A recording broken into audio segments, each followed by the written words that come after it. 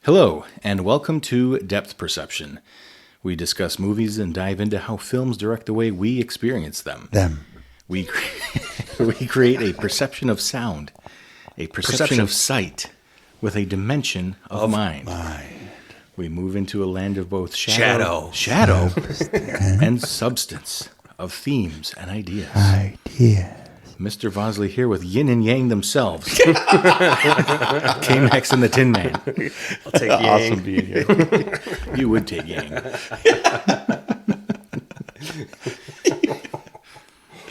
Even though yin and tin rhyme. That's true.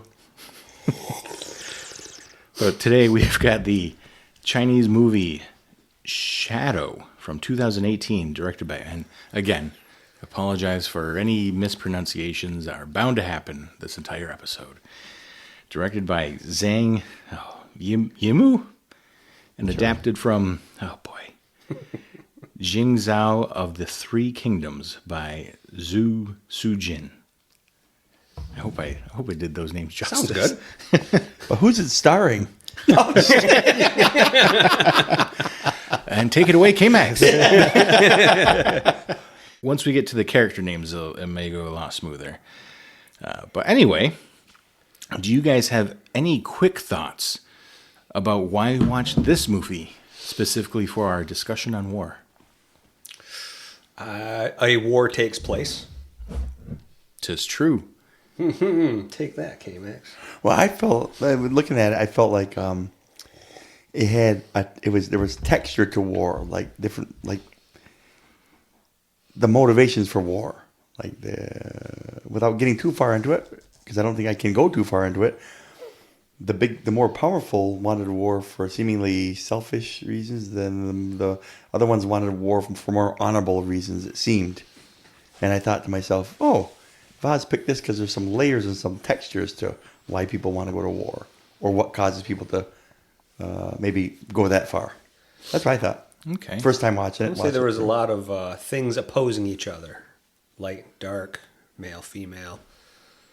Things and other things that are opposite of each other. And I was going to say, in that same vein, and I hate to be too simple about it, I knew that he was going to take the black and white-ish Chinese anime vibe of it and use that as a contrast. And I thought that would be something that would be attractive to you. It is. Well, good. It is attractive. Well, good. And then if he said no, I was going to be like, Rosanna, Dana, never mind. Well, I'll have the rest of the episode to show you why I picked this movie. Then. All right. Excellent. All right. Let's go through our talking points. Of course, we got initial reactions, favorite scenes. We're going to talk about where we see dichotomy and maybe a little bit of harmony. Metaphor galore. Theme. And we'll talk about if this movie glorifies war and or heroism. So initial reactions, I'll start off. This movie I bought when it came out, and I bought it on a whim because the cover looked cool. Nice. That's how you should be. So I brought it home and I watched the trailer first. So I didn't even watch the trailer before I bought this movie. Watched the trailer after I brought it home, and it was even more intriguing than the cover was. So then I watched the movie, and then it was even more intriguing after that. So I wasn't disappointed, but I was also a little confused why I hadn't heard any hype about this movie before that. Like, I had to actively look it up, after watching it and during watching it. Because it seemed like a decent enough movie that it should have had some sort of recognition somewhere. It seemed like there was enough money put into this movie that somebody should be advertising this. And I feel like I still don't hear much about it.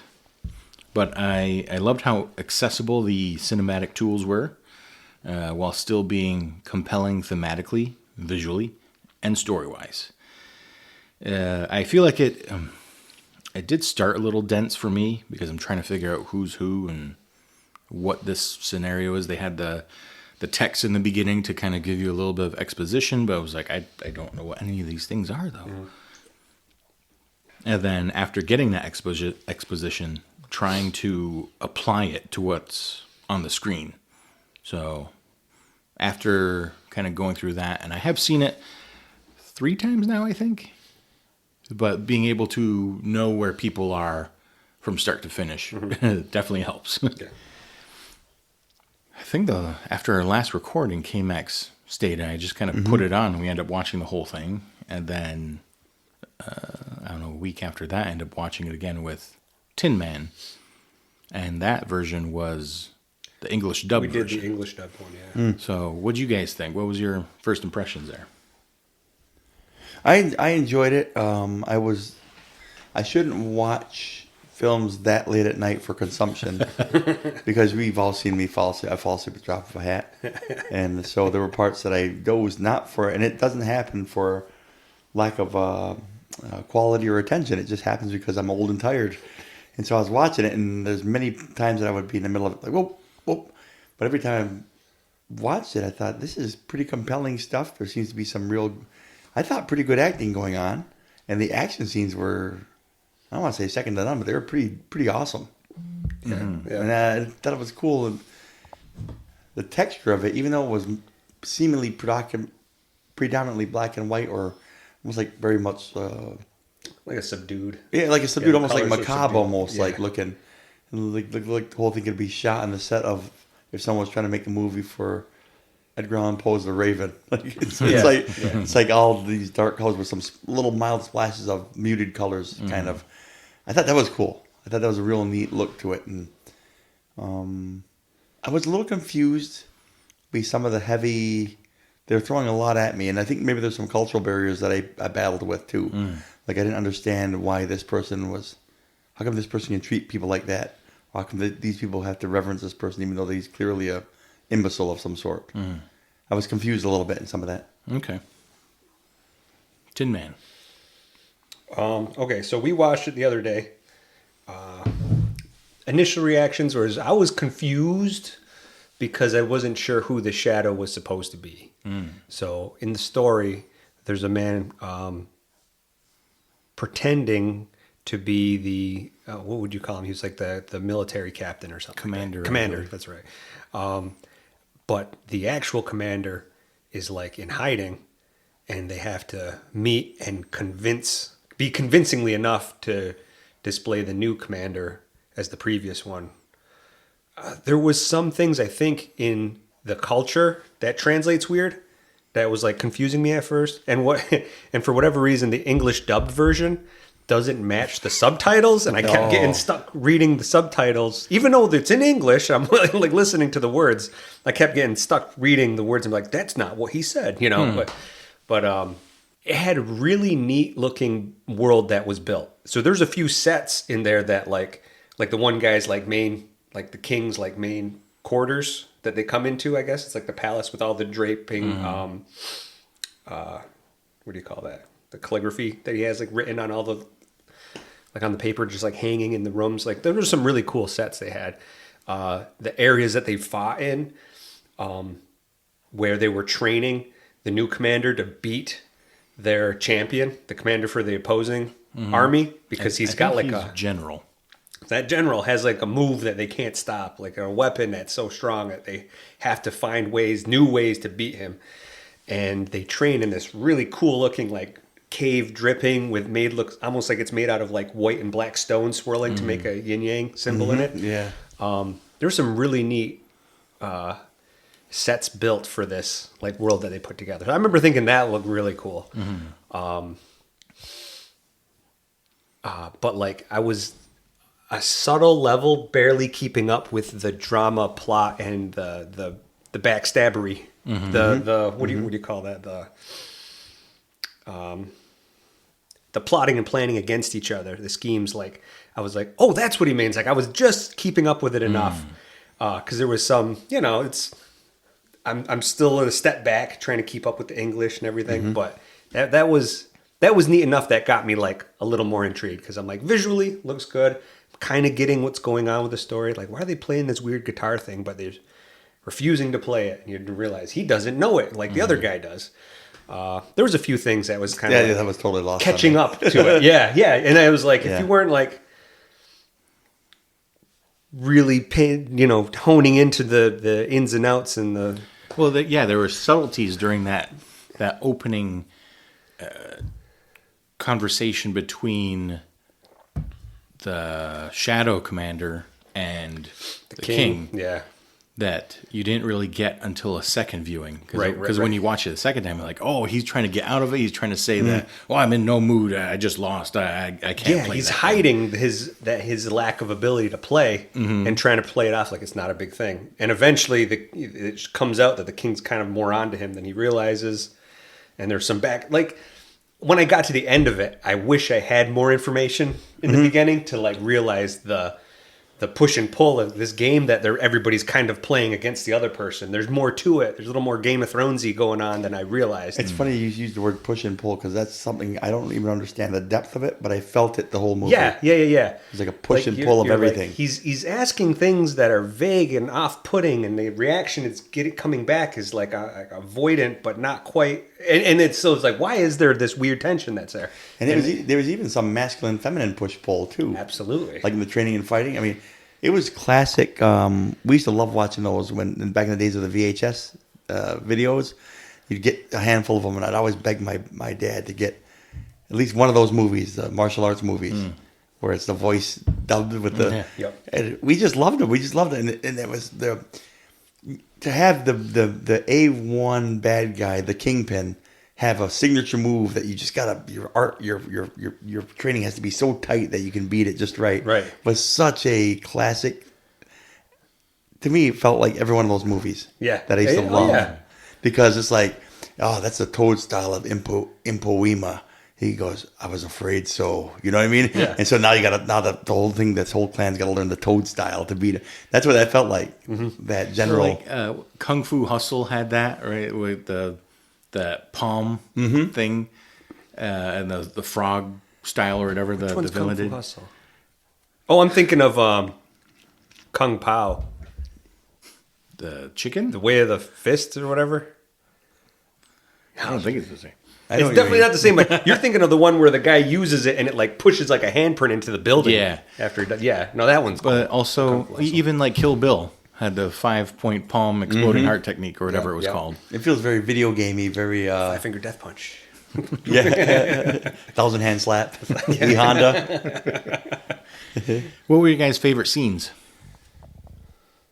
I think anything with the umbrellas, That's what I was thinking. That was that. like anything with involving those fighting umbrellas they had. Those are my favorite scenes. It was just so visually compelling, and the way they used them, it just felt like it felt very Mortal Kombat. It felt very video gamey, and I was drawn to it. I thought that was cool. Nothing real deep in those scenes. As far as a deep scene, that one of the last scenes where it just seemed like everybody was getting killed, and then another main character gets killed, and then another main character gets killed. I was like thrown off. I'm like, wait a minute, isn't that supposed to be someone that's supposed to make it? And then that person dies. I'm like, wait a minute, isn't that person supposed to be someone that makes it? I'm like, man, I must have slept through a lot because I'm not understanding how it can kill this big line of people off. I thought that was pretty jarring at very least. Like, wait a minute, a lot of people are dying here. Yeah. That was cool. I don't know my favorite scene. I like the final battle that the Shadow Commander has to try to put on because he's almost just stalling. It's almost like I'm probably going to die anyway, but I got to last long enough for my army You to see him make keep it in. looking at the flag. Yeah, because that's when it comes down, they know that he had captured the city, and so he's stalling, knowing he's probably going to die. No, let's go again, another round. Like that was cool. I like that. I love the first round in that battle when the general makes his big move and his weapon gets stuck in the wood. And he kind of casually looks up, and the guy's twirling his umbrella. Yeah. Round one. Yep. I got that was you. cool. Yeah. Oh, that's right. Yeah.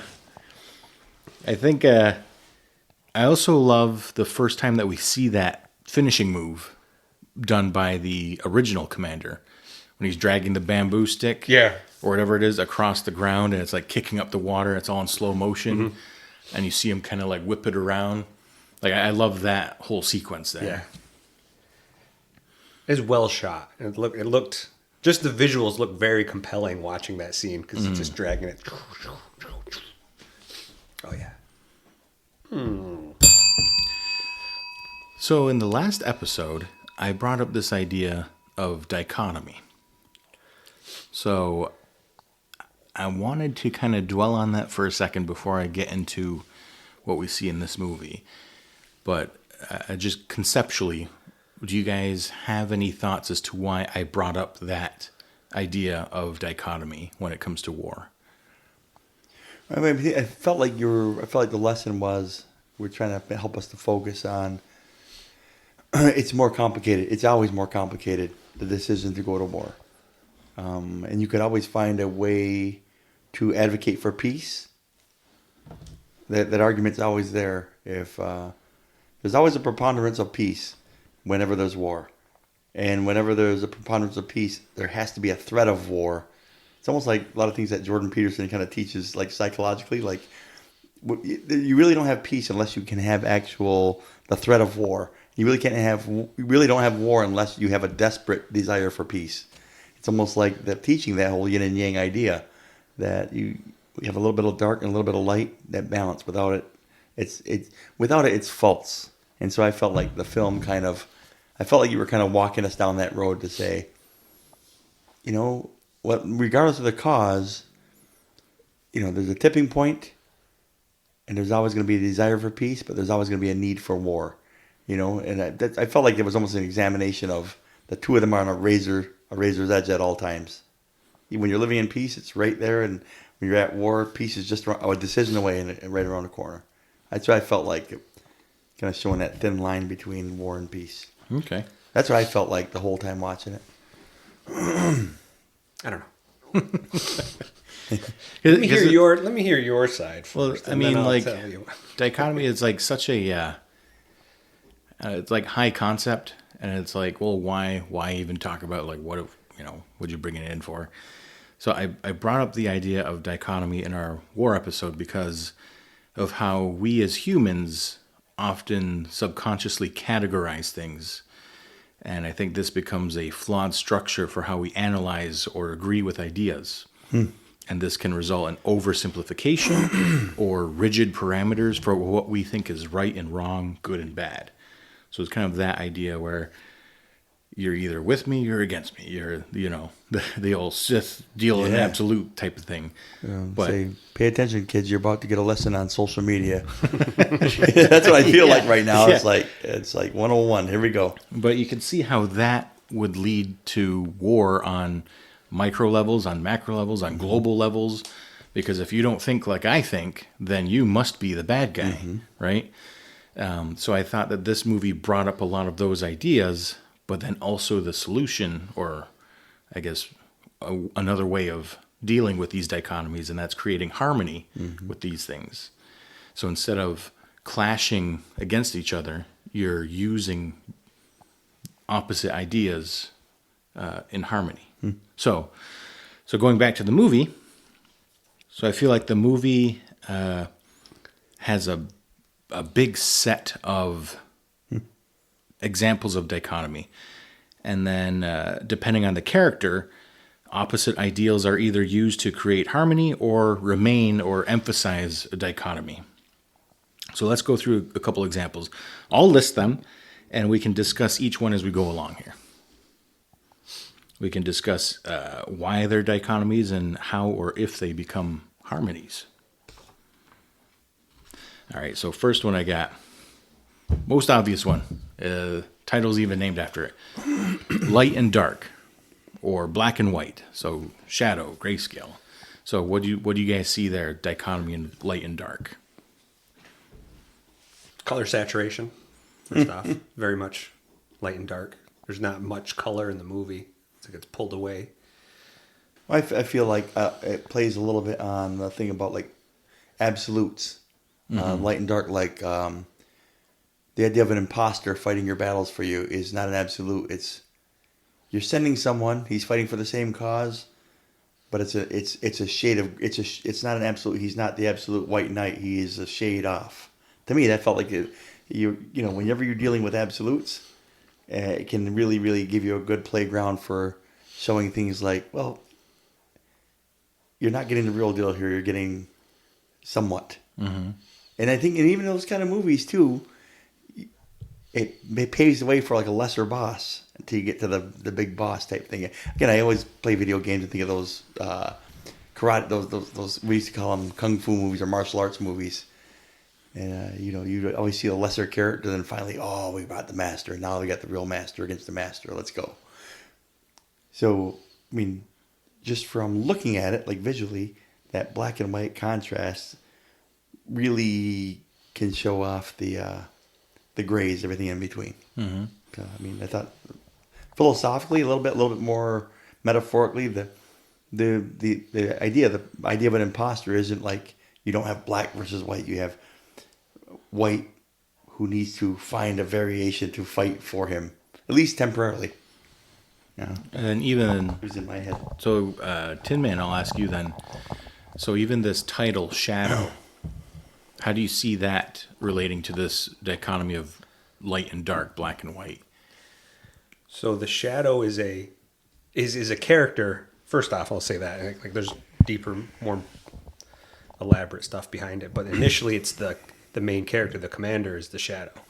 He's a mock, like he's holding the position for another guy, and who's injured and is dying. But they're training him to replace him, and eventually he tries to like kill his family and get rid of the Shadow so it doesn't exist anymore. But he's a tool they're using because of his loyalty. And I feel like he looks at everything as like, I need to do this because of what they did for me when I could have died or whatever. Or how he was like raised from a family, right? Like his family had died or his family had left him. So he just has undivided like devotion to that cause. Black and white, this is what I'm doing. And then the more information comes out about his mother's still in there, they're trying to get to the city. He actually might have aspirations to now be with the woman who he's pretending to be married to. And now it starts to turn gray and it starts to collapse after that. That's why I think like Shadow is the perfect title for what we're going to talk about and what the movie shows us, because you need both light and dark in order to make a shadow. And it's using both ideas, you need a light source to create a shadow. You need darkness to also create the shadow. And it's using two opposites in harmony, right? So that's why I love that they called this movie. At first, it was like, oh, what a simple title, Shadow, whatever. And then you think about conceptually what that means and what they're showing you. Oh, I wouldn't have it any other way. How about male and female? I thought about that as like their training, the fighting styles, and like how they're complementary. Yeah, so overtly harmonious, right?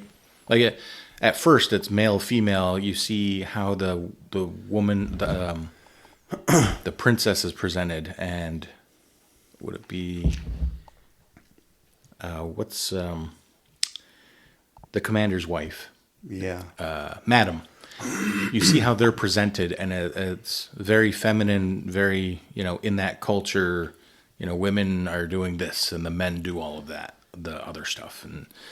And so at first they're portrayed very rigidly, like these are women, the men do this over here, the women stay here, but then you start to see a little bit more used during the story, and you see a woman in the battlefield, you see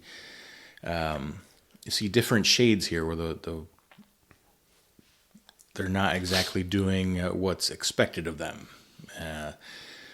So you guys want to talk about like the fighting styles a little bit that pretty much showcase this idea of harmonious integration of both male and female.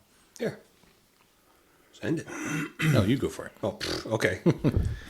Well, they come up with a technique in order to defend this unstoppable general and his maneuvers with this. What would you call it? They had a name for it, but it's a long staff with like a blade at the end of it. So it's like a long, really long handled sword. I know it has a name. I'll be Dr. Google here. And I remember thinking they said it weighs. What they say it weighed? Like 90, 80 pounds? 80 pounds, something like that. So it's Or was it 40? I don't know. I thought it was closer to 80. Okay. I was gonna say, I remember thinking it was a ridiculous weight. Like 40 pounds it's heavy. Maybe it was 40 pounds. 80 pounds I remember thinking is ridiculous that they're swinging it around like that. But I was like, yeah, that's gonna definitely do damage. But they had to come up with a way to defend it, and the only way to defend it is to like weave and become more liquid. And that was what they had to do is use more feminine maneuvers in order to deflect and move past instead of outright, crashing into it. They had to find a way to kind of, slip, duck and dive and move in, So they were practicing with the umbrella and was able to like push it off and use these like more feminine sweeping maneuvers to kind of weave in and out and get inside. But that was neat because they had to come up with it, and they had to show, because they had the one female that was there showing that they could stop this move, and then the commander had to teach the men how to use them after that. Did you have anything to add to that, K-Max? No, I thought it was cool. Like I mentioned earlier, the idea that it's more of the umbrella style was more of a feminine fighting style to defeat this male brute force. And it's like almost like an age-old, like even Karate Kid. You have an undefeatable foe that's just cut, built, sweep the leg, I'm going to dominate you. Then you have, I'm going to go with this dainty crane style. This, you know what I mean? That's what it felt like. It's like this style that, and they're all laughing at him like, what is this? You think of this big brute with this big 90-pound blade, and you see someone comes up with an umbrella like, what the hell is this? Yeah. David and Goliath type thing. You come with a slingshot type thing. It almost felt like a classic conflict. Like the weak, David Goliath type thing.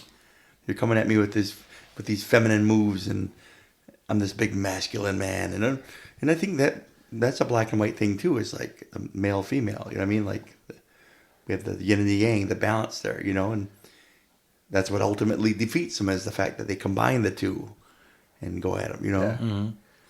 And it was funny trying to see the dichotomies in the movie. The movie blends everything so well. You try to come up with an example, and it's like, well, it's not really a dichotomy because they blended them together. And so pretty much everything I came up with seemed to find some sort of harmony between how the shadow character uses things. So the next one I had was duty and self. Do you guys recognize any examples of the movie when I say duty and self? Tin Man, I think you kind of mentioned part of it earlier. Yeah. Well, yeah, like the driving force behind some of the characters is like, I'm doing this for our country, for our land, for our city, for our people. And then you see behind the scenes, some of the people are doing it all. Like the king is very much, for himself. And the original commander seems to be doing it for certain purposes. And then you're like, oh no, he has his own. He's trying to he's playing a different game. He's trying to twist and he wants to be king. He's trying to be king. Very Game of Thrones feeling. Yeah. So and I didn't get that initially at first, and like, forgive me, some of the characters look very similar. Sure. Yeah. I believe the Shadow is the same guy though, so that's why. And I thought also to add up, piggyback with what Tin's saying is like Shadow reconciling the fact that he still has his own identity, even though he's being used as like a pawn. He's being used to be something that he's not, and yet he still has his own desires and his own, somewhere in there, it's still there, and it ends up coming out, but you see it. You see him kind of He kind of erased, kind of almost like being erased, like his own self. Yeah. As he becomes this. I might think about like Face Off a little bit. Remember how John Travolta was like, he was having this big conflict because he was being Nick Cage's character, and he was like having to laugh like him. I'm Castor Troy, and he's like laughing like, and you could see him like looking like his eyes like, I'm losing myself here. Yeah. And I felt a little bit like that in this. He was like, he was becoming really good at being a shadow, and it's like, wait a minute, I got to hold on to this best I can. Yeah, I felt like for the shadow to succeed, it was a blend of these two ideas of duty and self, and his life up until that point was all rooted in duty, right? I'm doing this they saved my life, they gave me a better life, and it's my duty to pretend to be the commander. I'll even injure myself to match his wounds. And then, it starts to get a little bit deeper, and he pulls some of that selfishness along, and finding his own identity and having his own aspirations. And, oh, well, maybe, I'm going to I'm going to get with Madam because, hey, why not? I'm here. And so it's kind of this blend of having duty, like duty is rooted in the battle itself, because they go by rounds. If he wanted to, he could have just killed the general at round one when he had the umbrella. Yeah. He could have just sliced him, and instead that's round one. All right, set back up. We're going to do round two. Like, that's very like a principled battle right there. So he's still using duty, but then he's using his own plans that he's coming up with so that he can survive in the end. And there's this understanding of how people work, how people use greed, or when he comes across his dead mother. Right. And so this is a setup, and They're tying off the loose ends.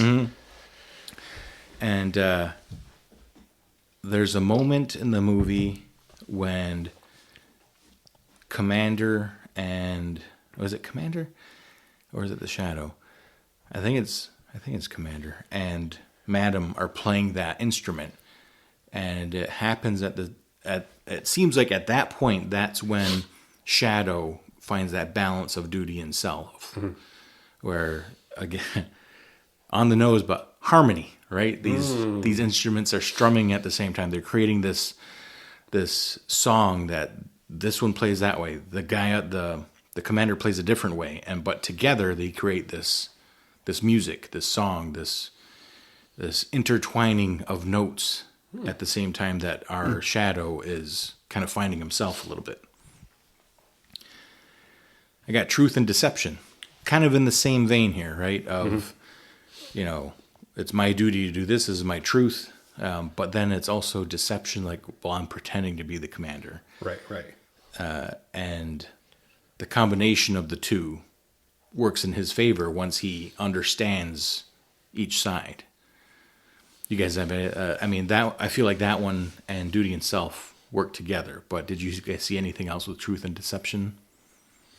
The king uses a lot of deception. There's a little bit of truth in what he's telling everybody in order to get the war started. Like, he's pretty much he's very flamboyant and with his court, with everyone that's there, and but has secret plans on how he wants to do this and that.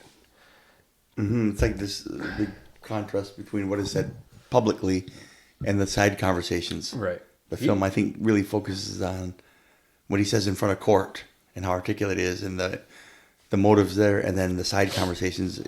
It lets you in right there to see what he's saying, and it's like you can see a contrast there. To kind of say this is, kind of like a metaphor, like there's not. You can have the same, almost like the idea of the same. They're both same, two sides of the same coin. Light and dark. So it almost goes right along with the black and white look of it.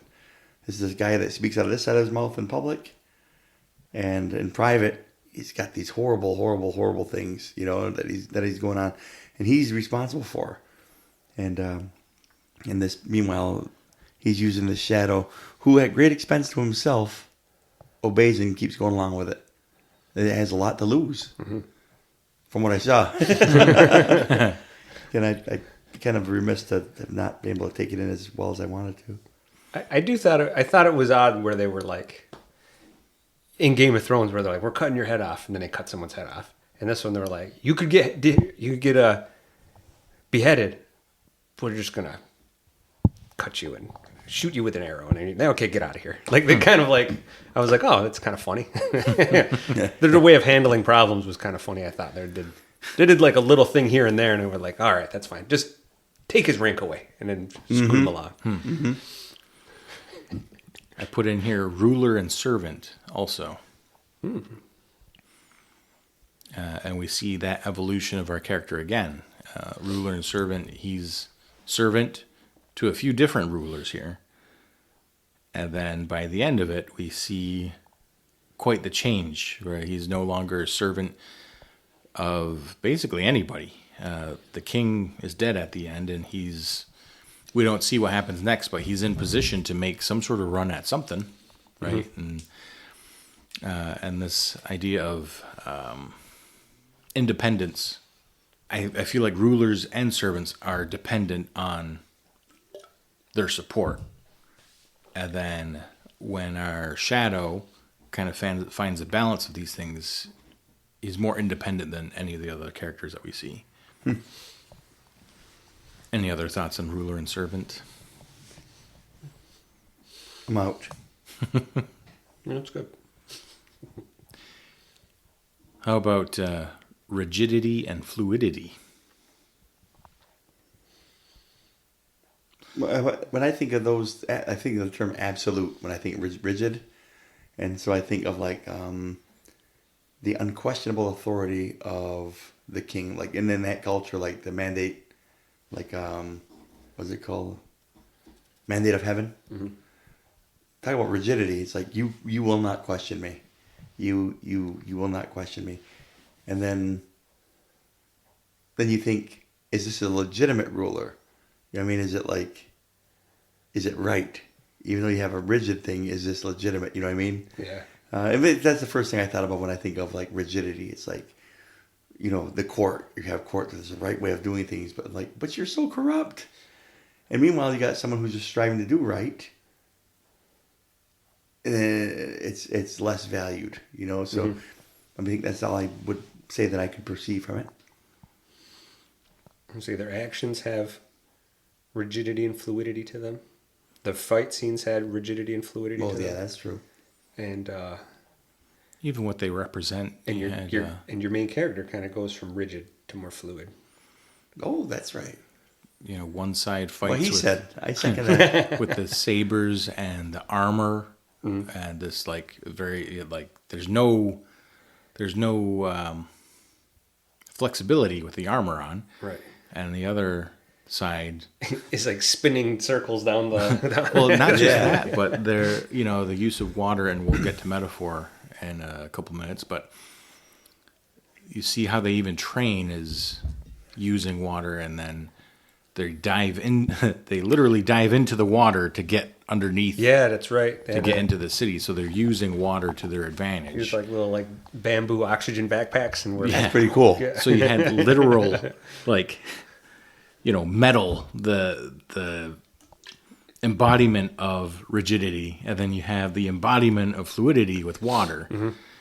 You see how our main character uses the umbrella, and that umbrella is kind of like the symbol for the balance between rigidity and fluidity because of how the metal bends and how they can move. Yeah. It works with the water, like it's an umbrella. Yeah. It works with the water. When the water's in there, that's when you use it. Huh. Neat. Good one. Good one. But wait.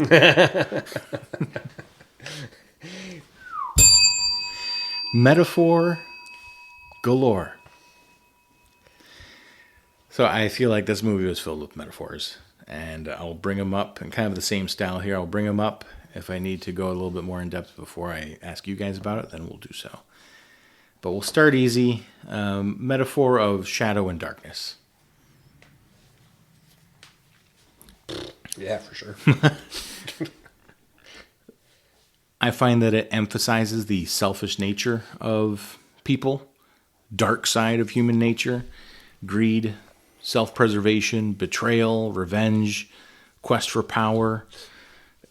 Shadow is, and this is like the word shadow, not the character shadow, but the word shadow, the actual thing, is caused by both light and dark elements.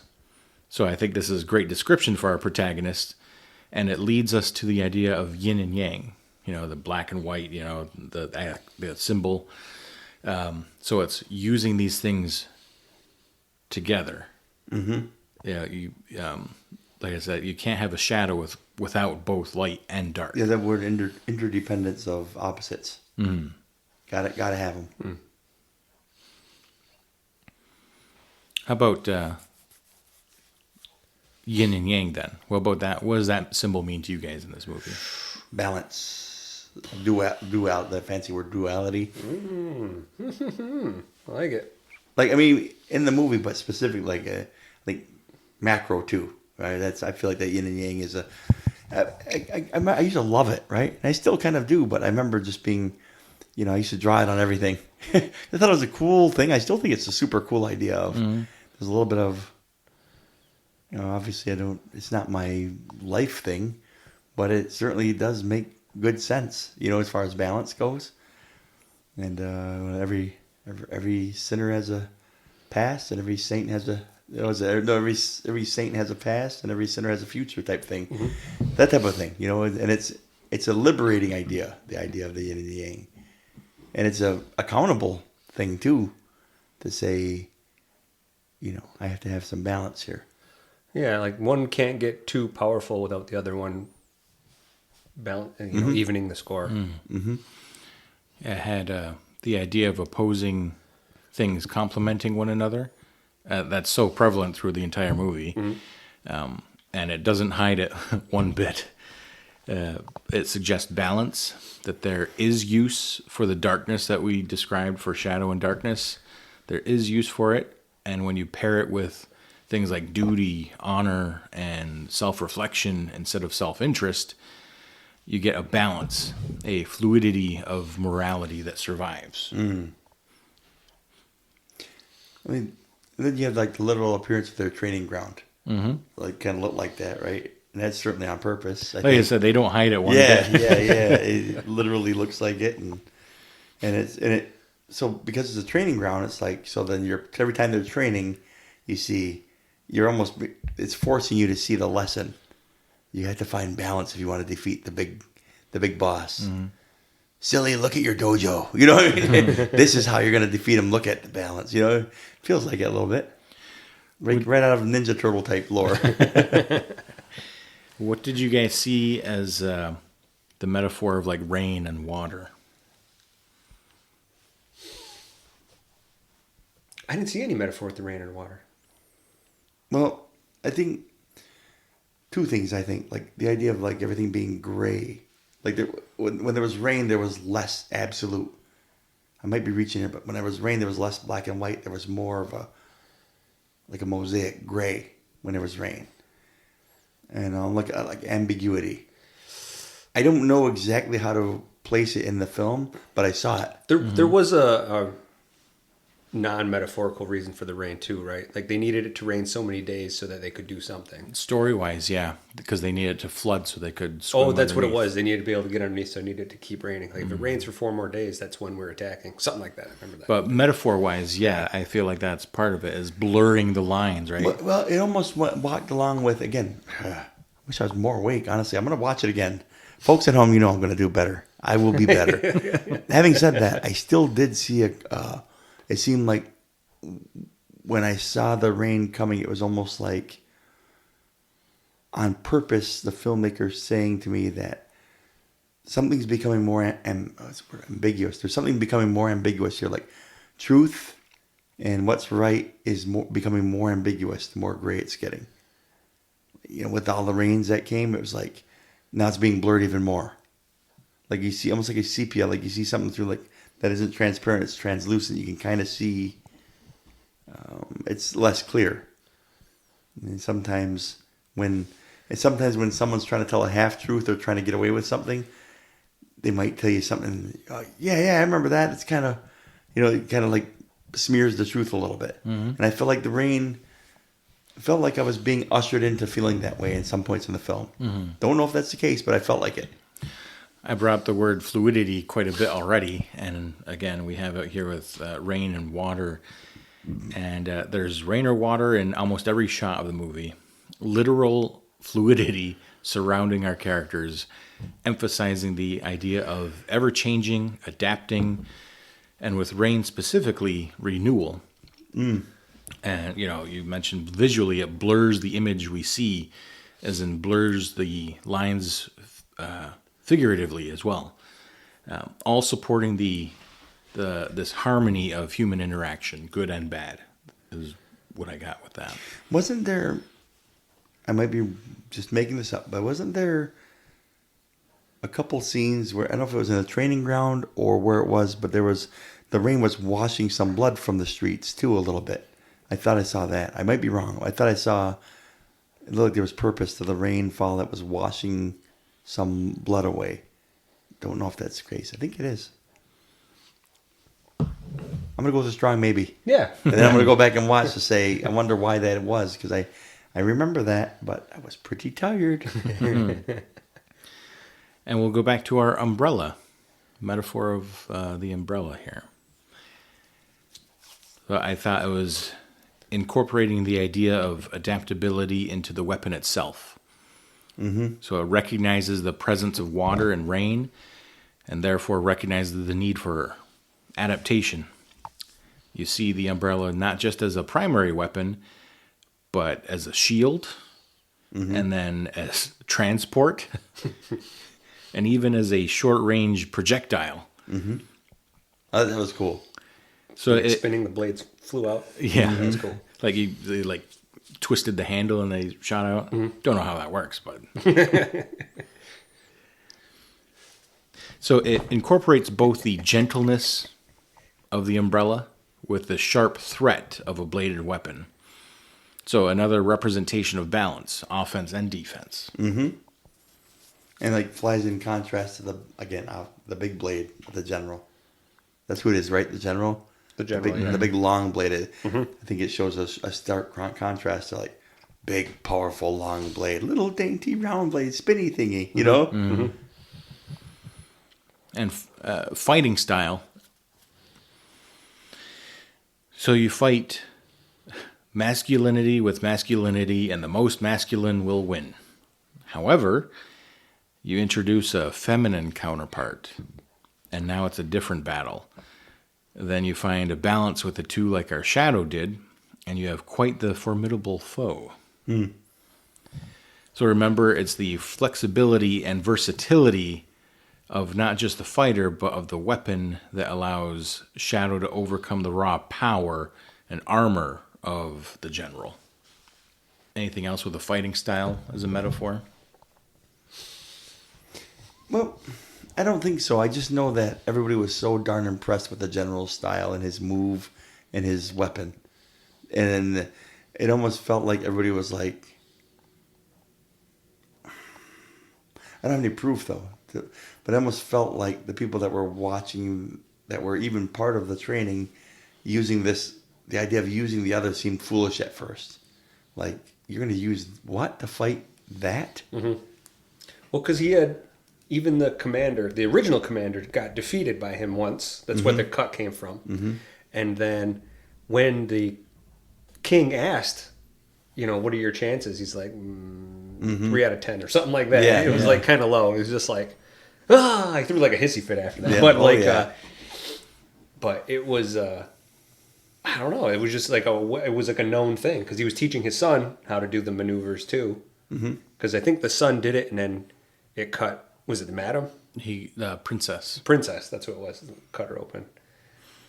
I think it brings up this idea of adapting, like our shadow is doing.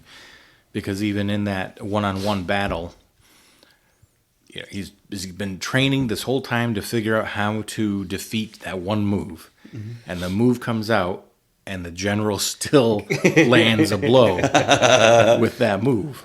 And so what you thought was this, okay, we've got the ace in our pocket here, we know how to beat that move, and then he trumps that card that you played, and now you have to adapt again Holler, and figure out, and you have to figure out how to beat him from there. Now you've played your hand, now you have to shuffle the cards and play a different hand.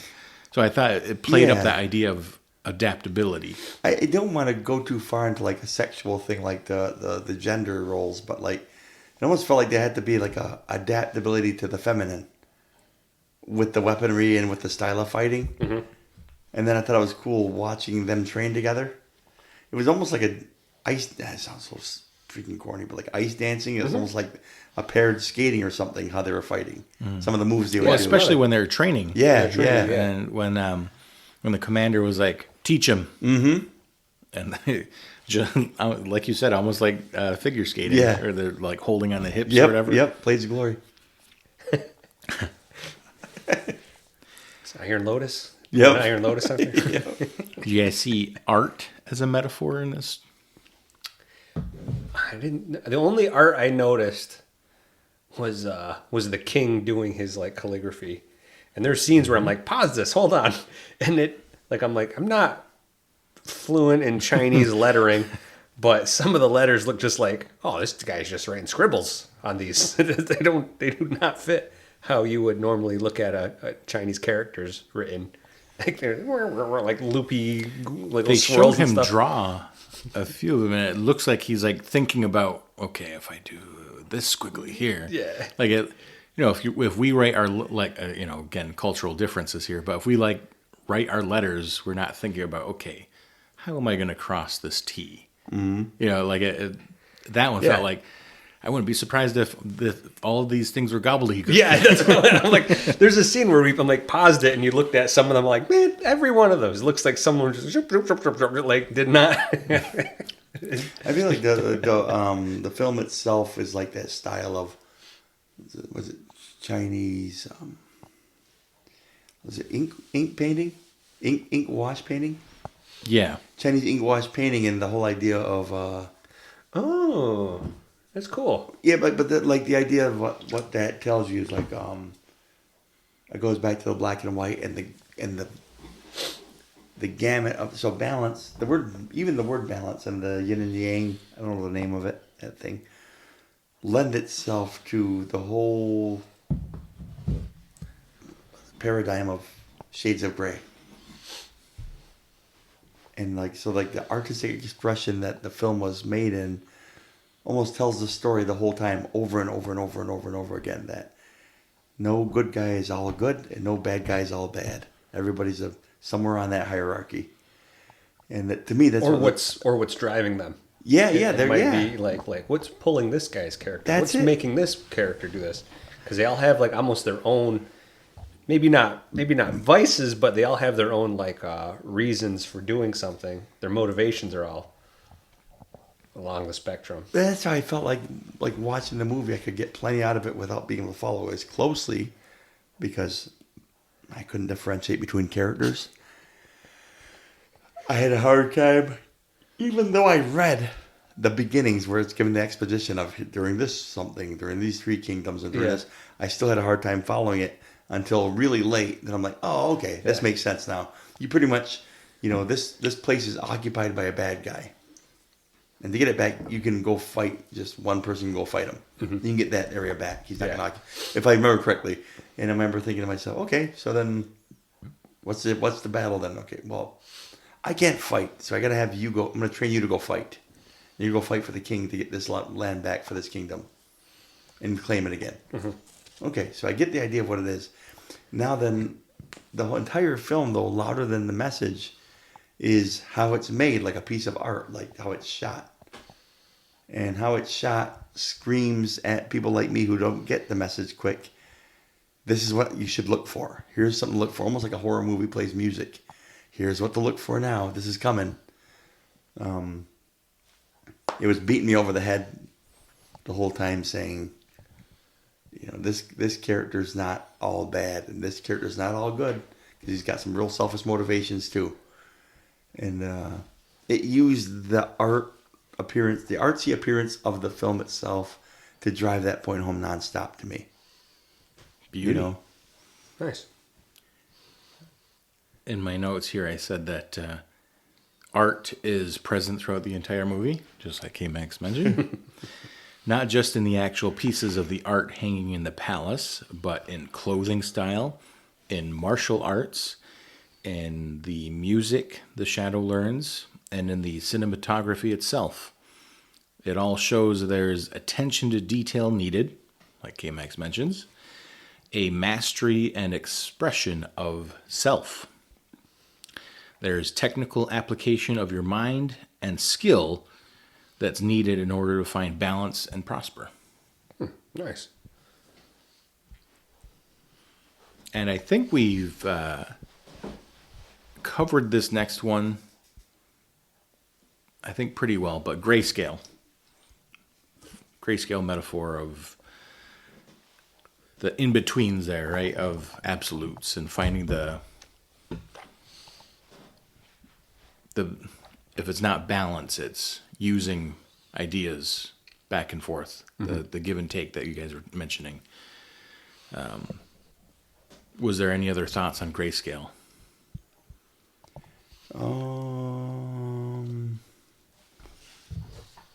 Violence is the violence of the fight. Red shot.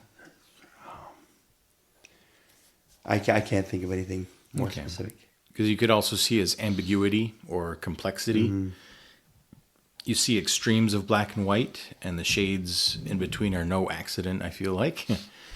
The dungeon that the shadow trains in, the darkness of the general's armor, then the whiteness of the shadow's outfits, and the battle outfit at the end.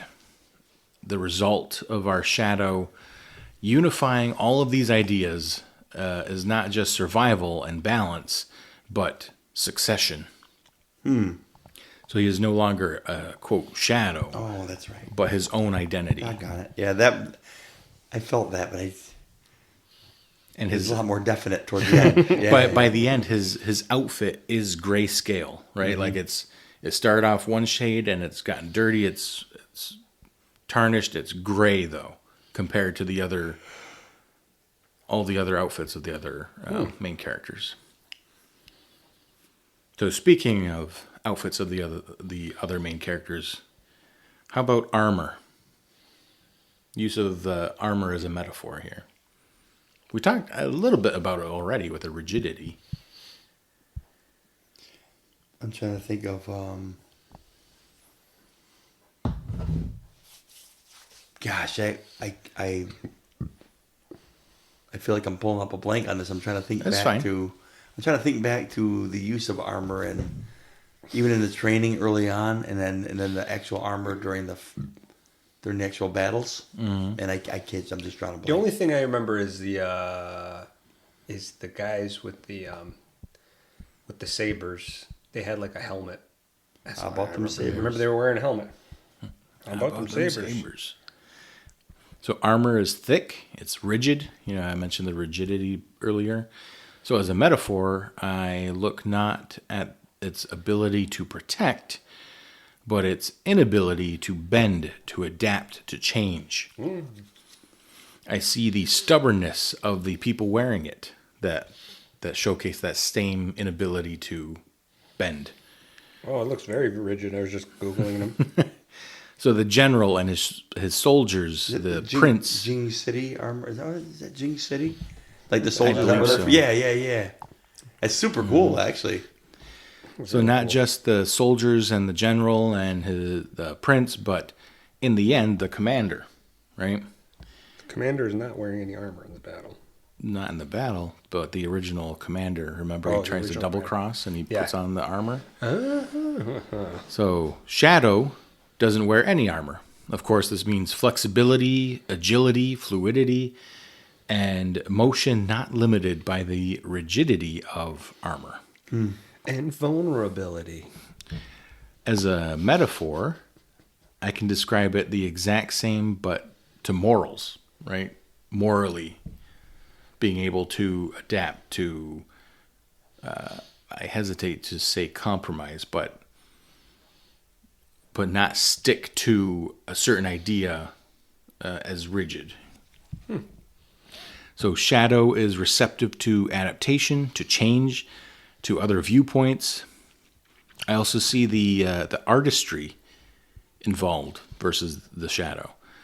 So the armor, it's beautiful, it's intricate, it's expressive. To another extent, the king's fashion is also beautiful and detailed.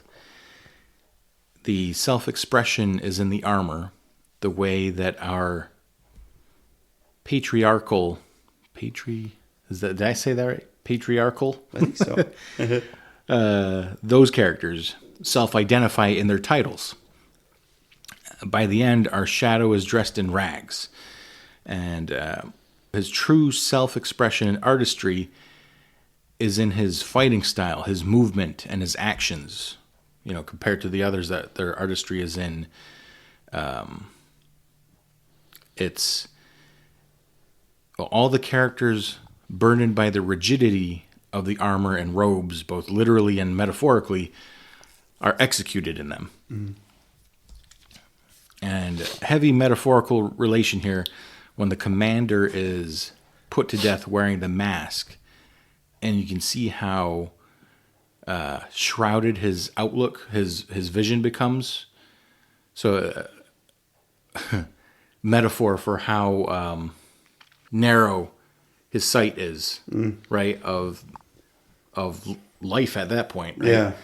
So that armor kind of encasing how he sees. That's everything. kind of a cool shot. Not going to spoil any. Not going to put any spoilers, but like Night of the Seven Kingdoms, there's a scene, an episode like that show you a good 2 minutes of a battle from the knight's vision, and it shows it from that little 3/4 inch by 4 inch slot in the knight's vision, and it gives you a real cool perspective I've never seen in film before. You know? All the music's kind of just yeah, that's it. Yeah. It's almost like a video, like a first-person shooter game where your character's been hit. You're looking for plates, looking for armor plates. So you're just kind of like, oh, you hear your guy kind of breathing. Yeah.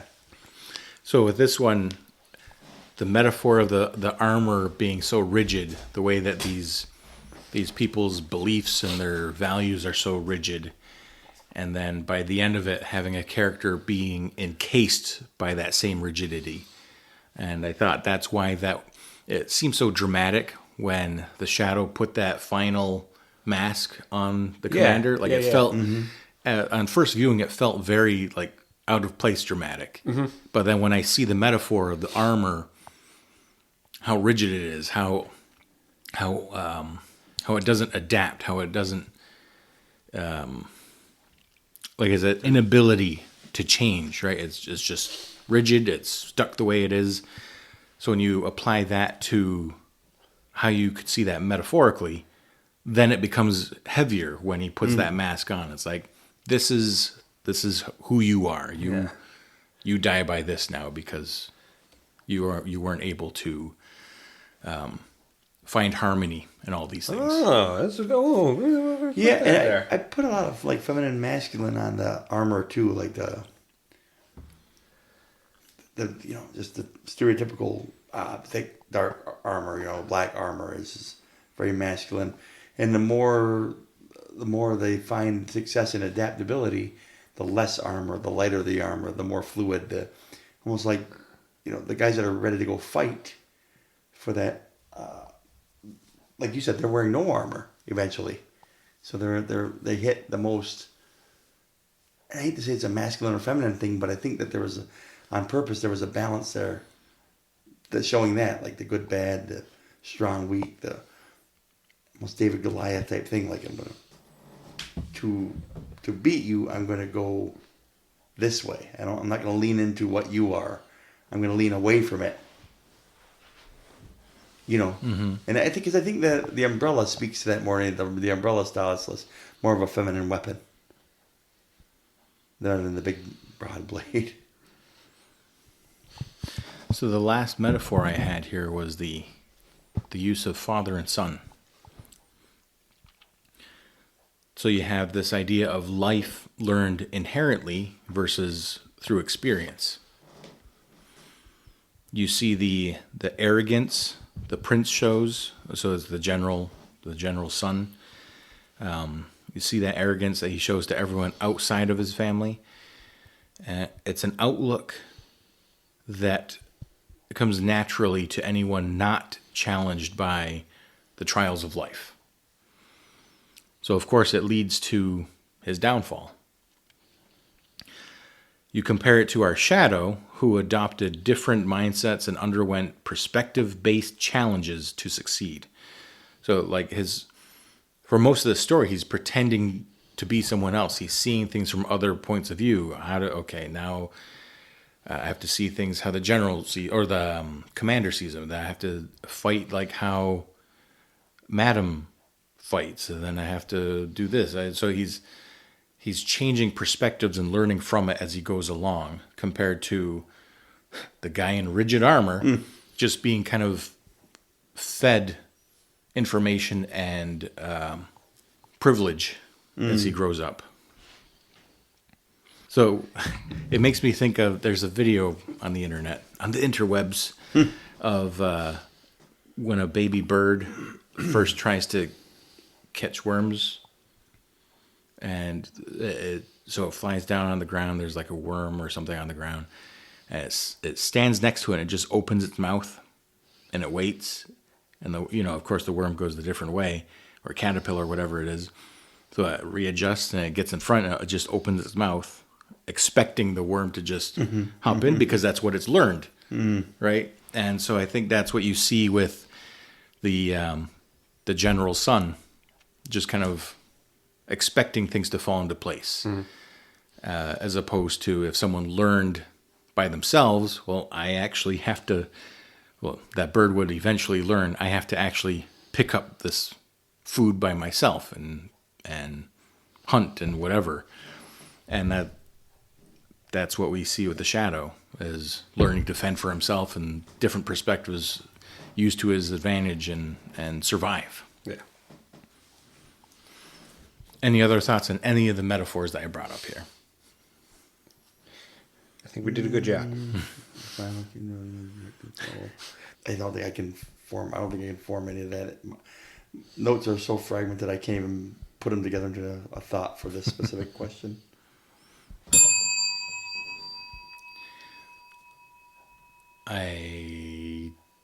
Do I ask you guys about a theme? Or do you want me to just give one and Let's see what you have to bring to the table. Yeah, and we'll see but where it goes you from go there. first. Yeah. What do you say, Tin or K-Max? Well, the whole idea of the yin and yang idea, right? The duality, right? Mm-hmm. A journey of exploration into the dynamic of good and evil. Interesting. I mean, that's so general, but I think that would probably hold up, because it looks at some dynamics of. I think that last scene especially, it's like, why did he kill this person? Wait, why are you killing that person? Why? What? It was almost like, who was I supposed to be cheering for the whole time? And that kind of shows you a blurred line there. I think, how many movies have you watched that? I was just watching with my associates class, All Quiet on the Western Front, and they didn't know it was from the German perspective, and they were pulling for these characters the whole film. And then at the end, when he sees the Frenchman you watch the movie, at the end he sees a Frenchman at the 11th hour, 11 o'clock, on the 11th day of the 11th month. That's when the armistice takes place. It's signed, everybody knows it. And this soldier is a German soldier who's hiding in a French trench. Say that 5 times. French trench. And on a bench. He goes face to stench. face with a French soldier, and you realize, wait a minute, that's our perceived good guys here, and I've been cheering for this guy, and so you're faced with that little dilemma there, and I thought that was pretty cool I don't know if it's on purpose, but my kids, I liked how I hit them with the surprise. Because now they can learn something. They can jump in there and say, oh, there's more than one perspective in this. So I think my theme is very general, but I think it holds up a little bit. So I think I've explained my process of forming a theme for movies before, but it's kind of like the framework that I start with when I watch a movie, and recognizing what our main character or what our main conflicts are, what our protagonist's focus is, how a conflict is resolved, and if an idea is present from start to finish in a story. That kind of gives me these things to grasp onto and give a common thread through everything and see what message I'm picking up here. When you guys are done, I want to take another stab at it. Okay. Because I think I'm going to stay with it, but I can get maybe a little bit more specific. Maybe It's interesting though, because before I say my theme, I took a very different approach to things that I'm picking up. Because it was more based on this individual of the shadow rather than the conflict of war.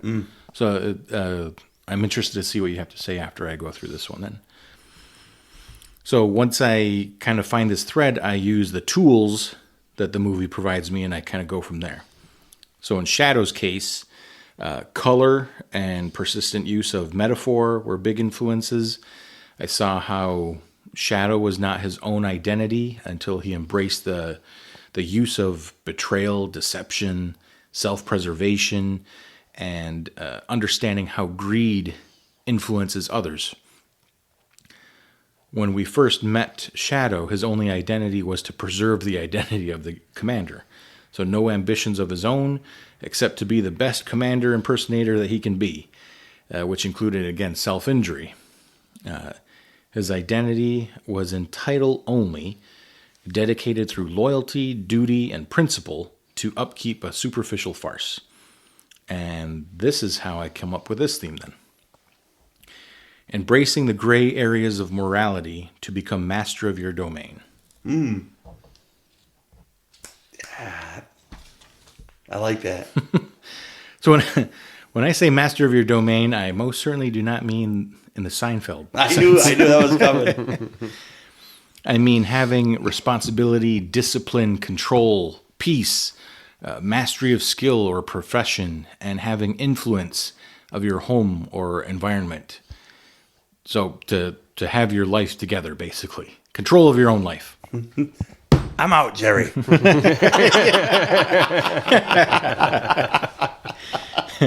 No control, dude.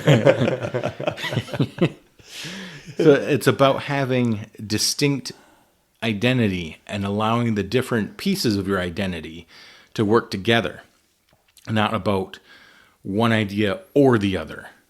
So use of shadow, or so shadow, the person, that perspective that he develops through, and by the end of the movie, is the correct mindset to have when I'm talking about this theme, as he replaces the original commander. When the original commander dies, it's not one or the other. I saw it as a succession of identity.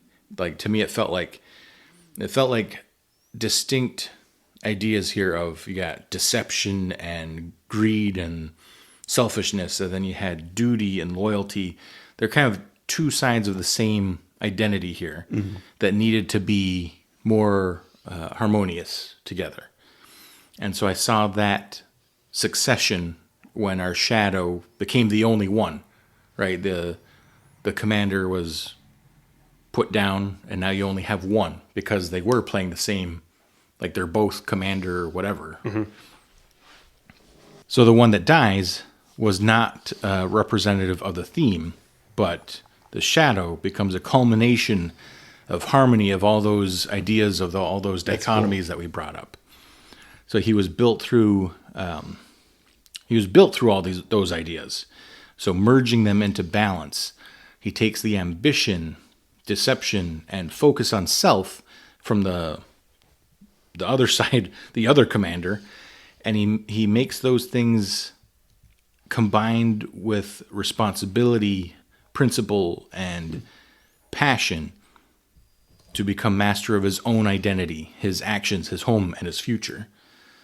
So that's how I saw it. It was more focused on the individual of becoming master of your own self by not just saying, well, I'm going to be a good person, and that's how I'm going to be. It's kind of embracing the moral gray areas to your advantage, finding harmony in those things, because they do exist.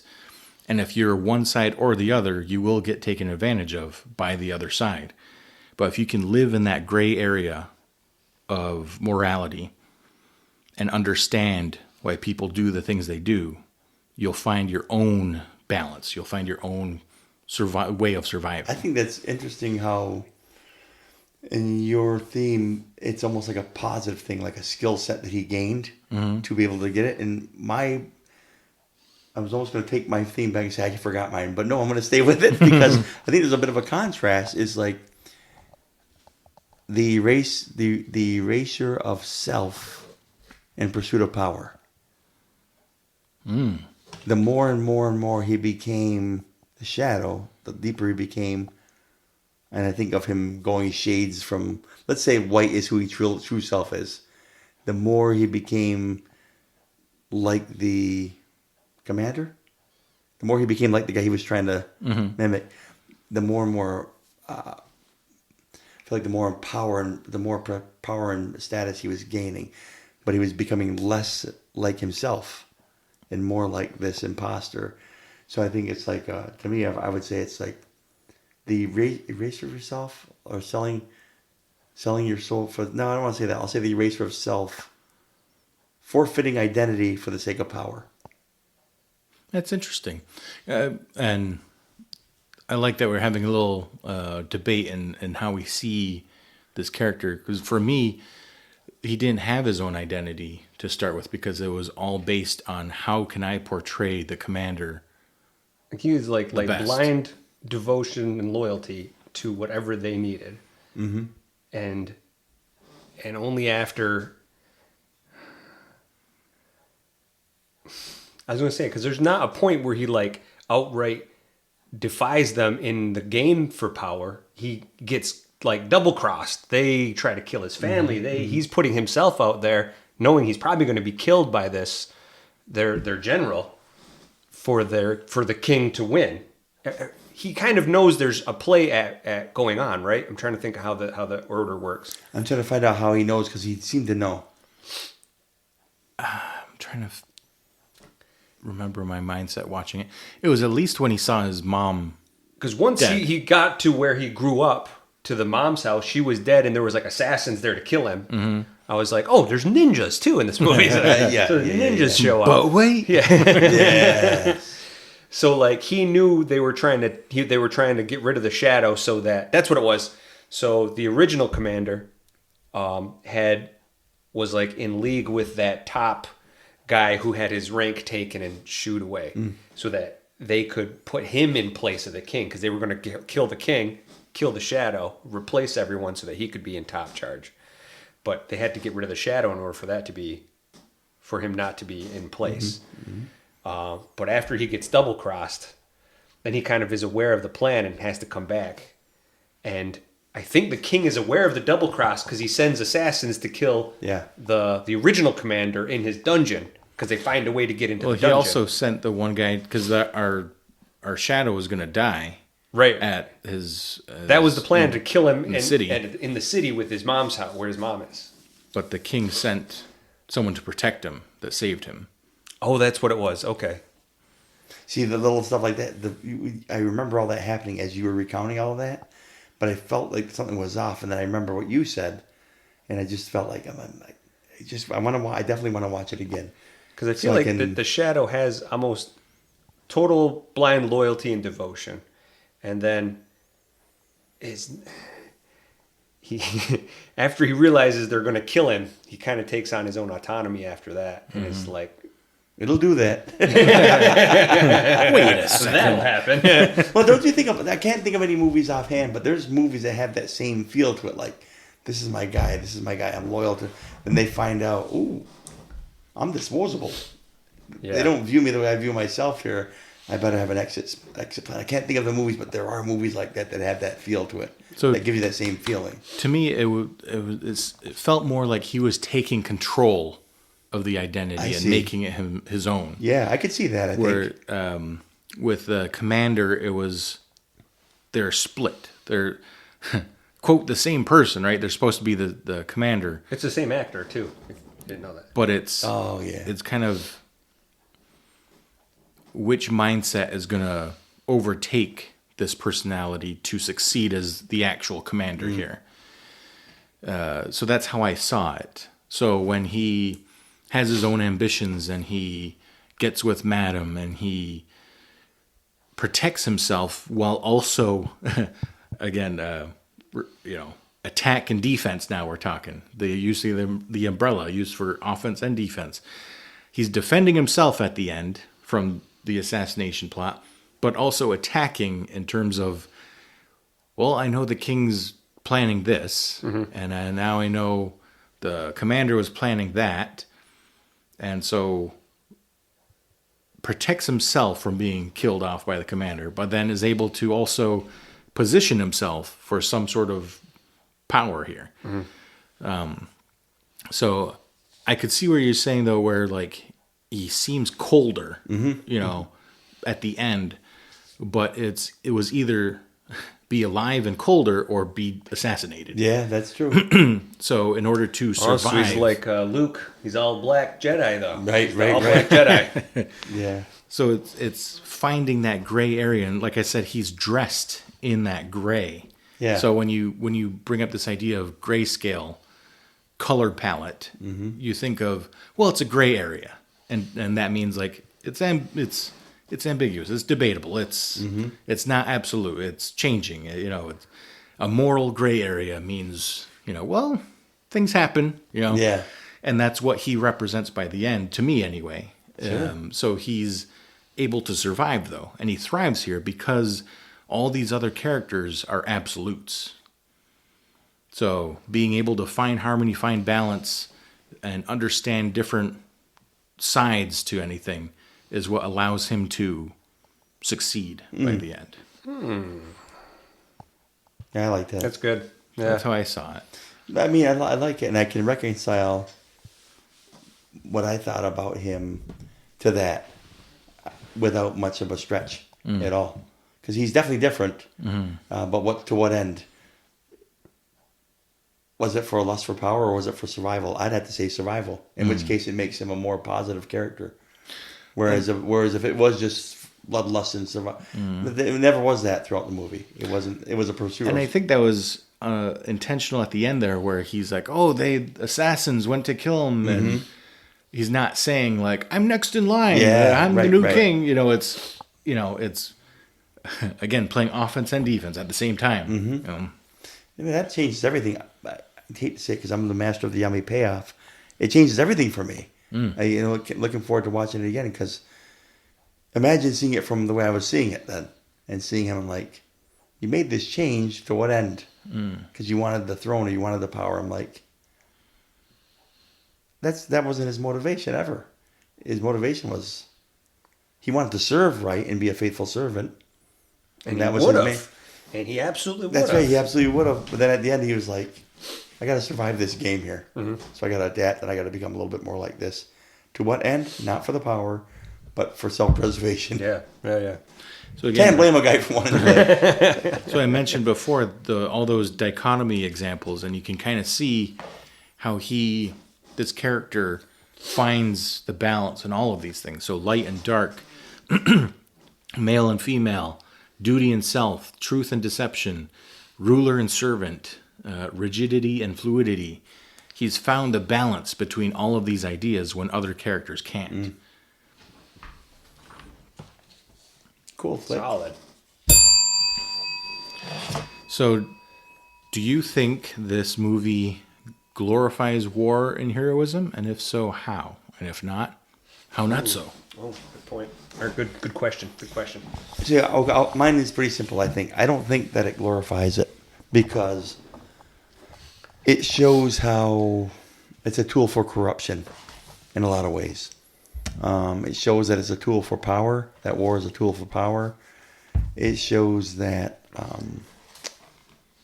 there's when you have the protagonist, if I can say that Shadow is the protagonist, when you have him doing all the things and checking all the boxes appropriately like a good, faithful servant to win this battle for the glory of his king, right? And then ultimately fighting for his life, not for this honorable thing, then I think it paints war as a dishonorable thing, as it doesn't glorify it at all. It's like saying, no matter how good of a soldier you are to go to war, if your commanding officer is corrupt and your orders are corrupt, you have the right to veer off the path and stand for what's right. So because of that, I would say that it doesn't glorify it. What about you, Tim? I'll say it does. Yes. Yes. I'll say that a good soldier doing what he's supposed to do will rise to the top. And war being the backdrop in which the fires test who's in there. Who falls away are those who can't adapt and compromise when they can't, not compromise, but adapt and grow, learn, and balance. I think of the conversation with Ned Stark. You could have had the throne if you just chose it. Mm-hmm. But that wasn't his motivation. Right. But that's what was his undoing was. Like, they all looked at him, almost mocked him over it. Ned Stark was like the first third of the movie of Shadow, of his character. Yeah. Oh, yeah. The undying loyalty and I think that's why I was a devotion little bit truth and right. Those are the reasons why I was a little bit defensive of the character. Like, then he just kind of said, all right, power, then I'll just not be this person. But it's like, that doesn't have to be your motivation. Because he did not balance all of the color. He took all of one side of the color. Mm-hmm. You have to be a balance of both sides if you want to survive the Game of Thrones. The game is, what is the word I'm looking for? Treacherous? You're in the game now.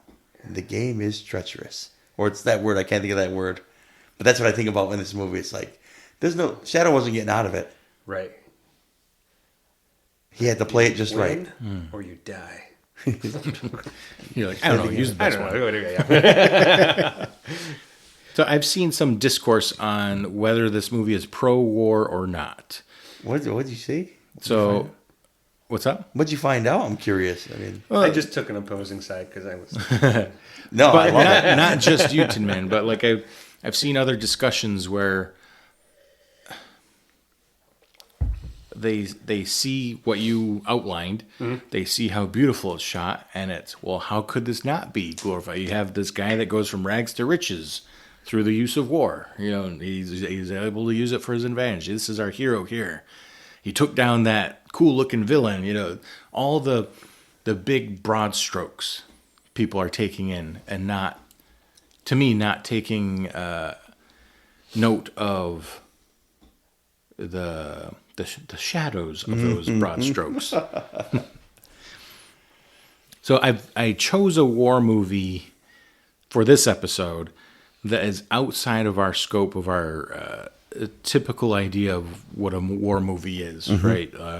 Like historical U.S. involvement, rifles, World War, etc. So I chose something that we're not used to equating to a, quote, war movie. So on the surface, I can see why people would see glorification of war and heroism. Like I said, broad strokes, a hero trains to become a great warrior, uses war to improve his status, get the girl, and bring peace. I can also see how people would see the beautifully shot scenes and the aesthetics and think, well, of course this movie glorifies war and its hero. Look at how beautiful it is, right? However, I disagree that this movie is primarily even a war movie.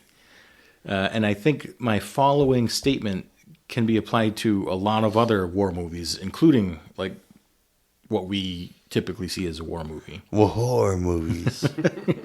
No H. So this story, to me, is about the individual and the challenge to reinforce your own identity. Finding your morals or values and realizing how far you'll go to protect them. I find this story is about finding harmony or not choosing a side. Oh, and war in this movie is the vehicle to deliver that idea. It does not represent, or it does not present one side as more ideal than the other. In this movie, you got General Yang on one side, and you're like, well, that doesn't seem like fun. And then you see the king on the other side, you're like, well, that guy's a big jerk. Why would you want to fight for either of these sides here? So I think, so each side has faults. And the movie is sure to display that for us, to let us know it's not exactly a war worth fighting here. If you're going like patriotism, like, okay, pride for your country or your nation, whatever it is. But then we see the king in the opening scene, and you're like, I don't like that guy. And you see the general on the other way is, hey, Dad, have you ever met a master of whatever? He's like, no, I haven't. Very arrogant. Right. Like, oh, well, Smug. I don't like any of these leaders. Yeah. So I think our protagonist is more of a survivor than a hero. He exemplifies the idea of finding the harmony through mindset and openness rather than defeating an opposition. So even though he kills the other commander, like I said before, I see that as more of a succession, right? Okay, that identity prevailed instead of I'm defeating that opposition.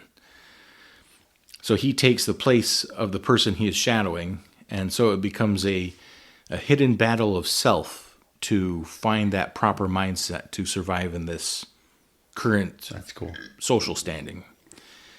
So that makes him more conceptual than more of a thematic idea rather than a hero per se. With all that said, like I said, I even challenge this movie as, quote, war movie. I think that could be applied to a lot of other movies, and hint what we're going to be watching for the next episode. But you see a lot of people realizing, what are you fighting for? Right? And I think you can ask that question in a lot of war movies. Gosh. I think of like Full Metal Jacket Yes. as a big one. Like, well, what are you fighting for? And you see these soldiers realizing, like, this is there's no point to this war. Why are we even here? Especially like Vietnam movies. And then you have a lot of World War movies where it's just dehumanization, and you're in trenches, and you're just people being mowed down. And you're like, well, what is our purpose here? We fought what do we believe in? for a year for 200 yards, and we lost 1.2 million. So you know what I mean? Like on the Western Front, So that's why I like that we included this as a, quote, war movie, because it brings along a fresh perspective on that idea. Because like I said, I think a lot of war movies can boil down to challenging ourselves to stick up for our own values, our own beliefs. And you can also see unity, though, in that when you have... I'm trying to dance around not talking about our next movie. But you have people uniting together to realize, hey, we believe in this. We're going to fight for this thing together. Thought you were going Jamaican there. We're going to fight for this thing together. We're going to fight for this thing. Yeah, man, I say. You sound like Calypso. Calypso. Can you say Captain Jack in Calypso language? Captain Jack. No. Captain Jack. I'm very tired. So any other thoughts on the potential glorification of war and or heroism? No, I think we covered it. Okay. I'm That curious. It was a neat movie. What's next? What's next, you ask? I wonder what's next.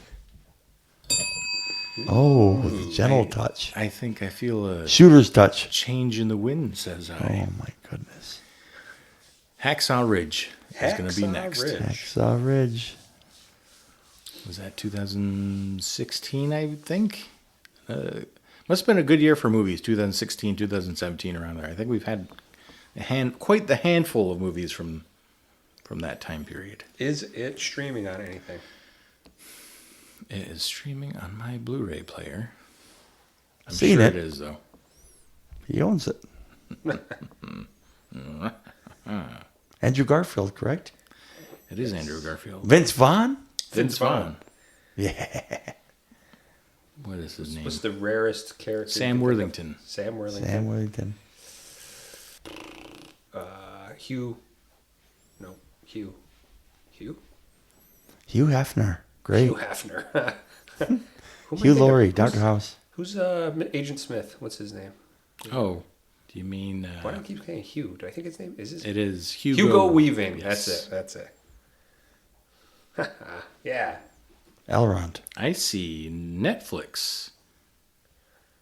Looks like it's streaming on Netflix. Oh, Love it. nice. All right. Might have to be a shop movie then. Oh. I have the Netflix in the shop. All right. We got talking points for it? We Coming do. up? All right. Oh, yes. All right. We do. Plumps when you cook them. Squeaks when you bang it. Wow. That's true, though. Squeeze, bang it.